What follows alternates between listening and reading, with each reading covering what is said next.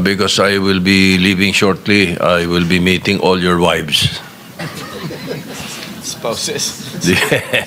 Because there will be an oath-taking of the Spouses Foundation of the Senate. But speaking of the Senate, tatanungin ako sigurado ng mga asawa nila puro mga senador ang binabaril Bakit ba, ano ba yung I want to clarify, Mr. Engineer Hernandez.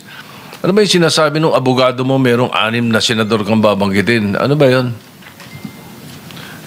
Your Honor, ang banggit niya po siguro yung laman po ng computer ko. Actually, may mga congressman po na nandun na hindi po senador yung laman nung computer ko. So fake news yun, ha?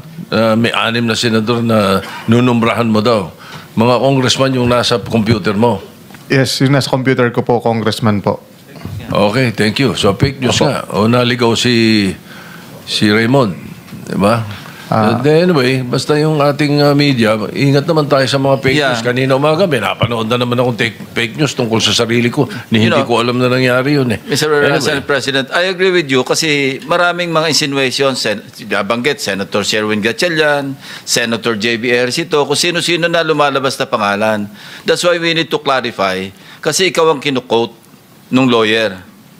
And nasa national news ito So in fairness to our colleagues, na hindi naman talaga nabanggit at wala namang katibayan, babanggitin na nakabitin at ikaw ang reference, the Senate President has to really clarify this matter.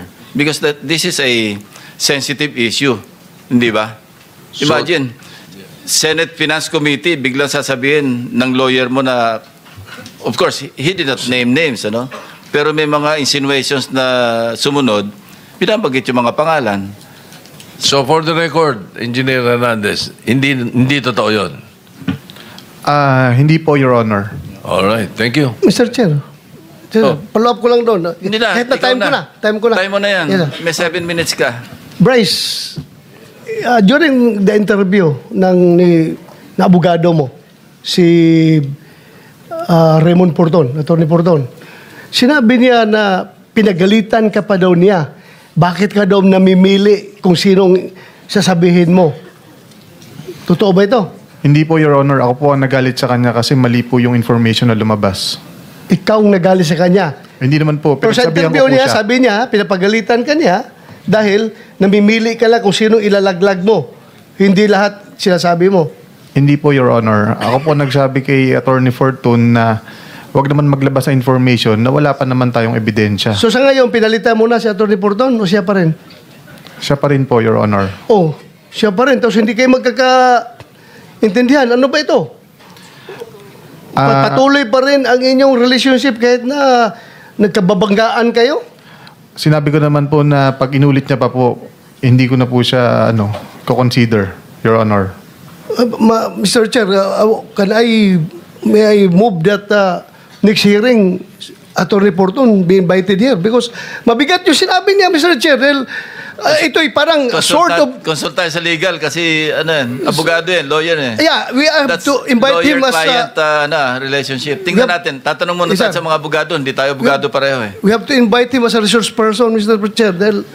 It's like a sort of Damocles hanging over our heads. Pag sinabi niyang gano'n, dapat paklaruhin ninyo. It can be anybody. Pwede ako, pwede siya, pwede si Senator Risa, pwede si Senator Bam.